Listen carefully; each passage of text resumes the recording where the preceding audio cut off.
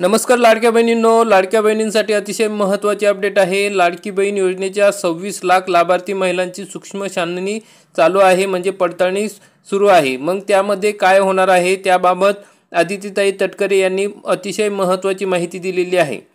महायुती सरकारच्या महत्त्वाकांक्षी योजना असलेल्या मुख्यमंत्री माझी लाडकी बहीण योजनेचा लाभ घेत असलेल्या लाभार्थींपैकी 26 लाख लाभार्थी निकषानुसार पात्र दिसून येत नसल्याने त्यांची सूक्ष्म छाननी सुरू करण्यात आली आहे, म्हणजे पडताळणी सुरू करण्यात आलेली आहे। महिला आणि बालविकास मंत्री आदितीताई तटकरे यांनी त्यांच्या एक सँडलद्वारे तसेच फेसबुक पोस्टद्वारे ही माहिती दिलेली आहे। आपण या ठिकाणी बघू शकता, राज्याच्या अनेक जिल्ह्यात अपात्र महिला लाडकी बहीण योजनेचा लाभ घेत असल्याच्या तक्रारी आल्या आहेत।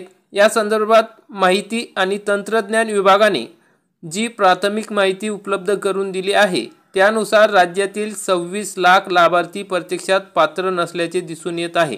या लाभार्थी महिला राज्यातील सर्व जिल्ह्यांमधील आहेत। त्यांची आता सूक्ष्म छाननी क्षेत्रीय स्तरावर सुरू आहे, म्हणजे घरोघरी जाऊन या ठिकाणी ही पडताळणी होणार आहे। छाननी अंती या लाभार्थींची पात्रता अपात्रता स्पष्ट होणार आहे। छाननी अंती जे लाभार्थी अपात्र ठरतील त्यांच्यावर योग्य कारवाई करण्यात येईल, असे तटकरे यांनी स्पष्ट केलेले आहे। ज्या काही लाडक्या बहिणी पात्र ठरतील त्यांना त्यांचा लाभ चालूच राहणार आहे। तर मग आदितीताई तटकरे यांनी काय पोस्ट केली आहे त्याबाबत आपण माहिती बघूया। मुख्यमंत्री माझी लाडकी बहीण योजनेअंतर्गत लाभ घेत असलेल्या लाभार्थींपैकी सुमारे 26 लाख लाभार्थी योजनेच्या निकषानुसार पात्र दिसून येत नसल्याबाबत माहिती व तंत्रज्ञान विभागाने प्राथमिक माहिती उपलब्ध करून दिली आहे। सदर सुमारे 26 लाख लाभार्थी राज्यातील सर्व जिल्ह्यांमधील आहे।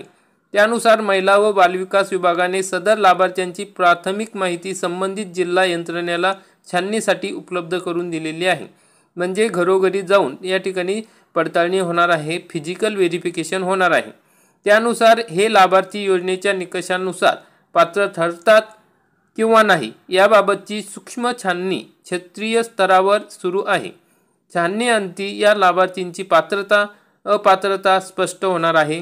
छाननी अंती जे लाभार्थी अपात्र ठरतील त्यांच्याबाबत माननीय मुख्यमंत्री श्री देवेंद्रजी फडणवीस साहेब, उपमुख्यमंत्री श्री एकनाथ शिंदे साहेब, उपमुख्यमंत्री श्री अजितदादा पवार यांच्या मार्गदर्शनानुसार योग्य कारवाई करण्यात येईल। तसेच पात्र ठरणाऱ्या लाभार्थ्यांचा लाभ यापुढे पूर्ववत सुरू राहील।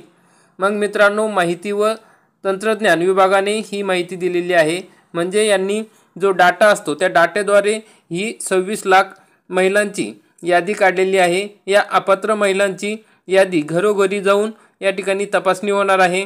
या यादीतील महिला जर पात्र असतील तर त्यांना हा लाभ चालूच राहणार आहे। मागील जून जुलैचा पैसे मिळाले नसतील ते सुद्धा पैसे या ठिकाणी मिळणार आहे। तर अशा प्रकारची अतिशय महत्त्वाची अपडेट होती। जास्तीत जास्त लाडक्या बहिणींपर्यंत हा व्हिडिओ शेअर करा। व्हिडिओ आवडल्यास व्हिडिओला लाईक करा, चॅनलला सबस्क्राईब करा। धन्यवाद। जय हिंद, जय महाराष्ट्र।